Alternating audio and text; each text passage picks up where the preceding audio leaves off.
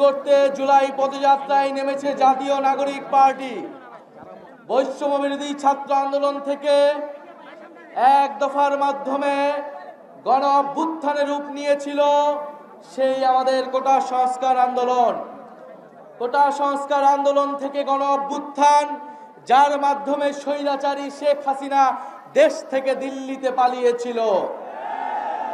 সেই দিল্লিতে শেখ হাসিনা বসে রয়েছে, আওয়ামী লীগের হাজারো সন্ত্রাসীকে দিল্লি আশ্রয় দিয়েছে।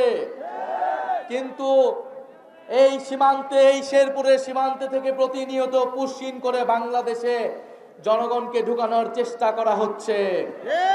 আমরা এই পুশিনের বিরোধিতা করেছি।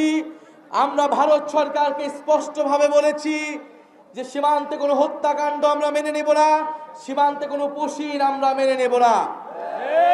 প্রিয় সংগ্রামী বন্ধুগণ, আমরা এও বলেছি পুশিন করতে হলে আওয়ামী লীগের সন্ত্রাসীদের পুশিন করুন, শেখ হাসিনাকে পুশিন করুন।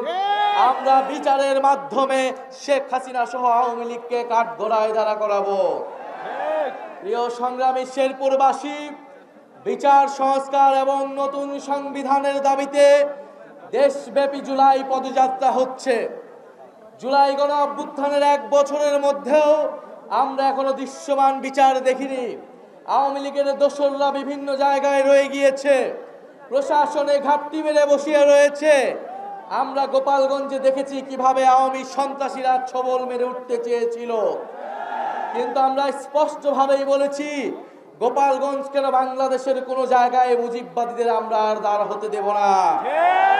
যারা এখনো প্রশাসনে, পুলিশে আওয়ামী লীগের দোসর হিসেবে কাজ করছে, আওয়ামী লীগের সন্ত্রাসীদের, আওয়ামী লীগের এমপিদেরকে প্রশ্রয় দিচ্ছে, তাদের বিরুদ্ধে দুর্বার আন্দোলন গড়ে তুলতে হবে।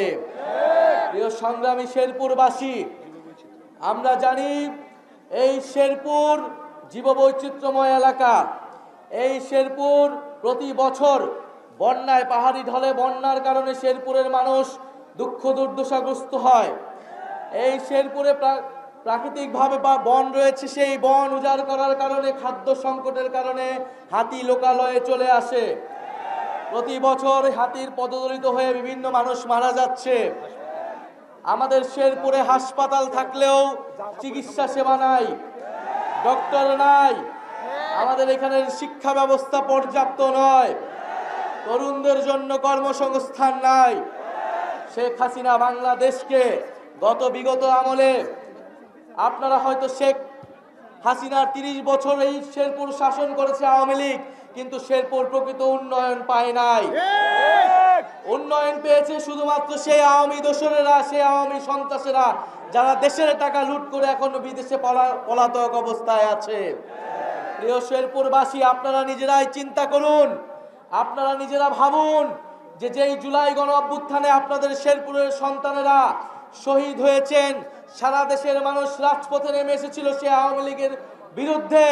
আপনাদের এই শেরপুরের উন্নয়নের জন্য, বাংলাদেশের মানুষের উন্নয়নের জন্য, শেরপুরবাসীর ভাগ্য পরিবর্তনের জন্য জাতীয় নাগরিক পার্টি সেই প্রকৃত উন্নয়নের, সেই সুষম উন্নয়নের রাজনীতি করতে চায়। প্রিয় সংগ্রামী শেরপুরবাসী, দেশব্যাপী সংস্কারের আলাপ আলোচনা চলছে। আমরা বলেছি 5ই আগস্টের মধ্যে যে কোনো মূল্যে জুলাই সনদ ঘোষণা করতে হবে, সাথে জুলাই ঘোষণাপত্র ঘোষণা করতে হবে।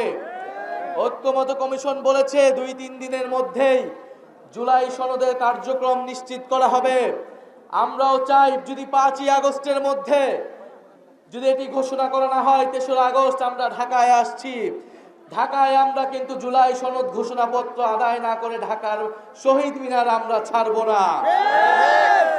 জুলাই সনদে আমরা বলেছি যেই কারণে একটি স্বৈরাচারী রাষ্ট্র ব্যবস্থা তৈরি হলো, সেই রাষ্ট্রের সংস্কার করতে হবে, গণতন্ত্র প্রতিষ্ঠা করতে হবে। এক ব্যক্তি কেন্দ্রিক রাষ্ট্র রাখা যাবে না। একটা রাষ্ট্রে শুধু প্রধানমন্ত্রীর কাছেই ক্ষমতা, সেই রাষ্ট্র আমরা পরিবর্তন চাই। এই জন্য আমরা বলেছি উচ্চকক্ষ লাগবে, এবং এই উচ্চকক্ষ অবশ্যই পিআর পদ্ধতিতেই হতে হবে। উচ্চকক্ষ পিআর পদ্ধতির মাধ্যমে আমরা এই জুলাই সনদে স্বাক্ষর করতে পারি। যদি মৌলিক সংস্কার না হয়, যদি রাষ্ট্রের গুণগত পরিবর্তন এই জুলাই সনদের মাধ্যমে না নিশ্চিত করা সম্ভব না হয়, তাহলে এই জুলাই সনদে জাতীয় নাগরিক পার্টি সমর্থন দিবে না। আমরা আরো বলতে চাই যে জুলাই সনদের পাশাপাশি জুলাই ঘোষণাপত্র ছাত্র জনতার দাবি ছিল, কিন্তু সরকার বারবার এই দাবিকে উপেক্ষা করেছে। কিন্তু এবার ৩রা আগস্ট সেই দাবি উপেক্ষা করার কোনো সুযোগ আমরা দেব না।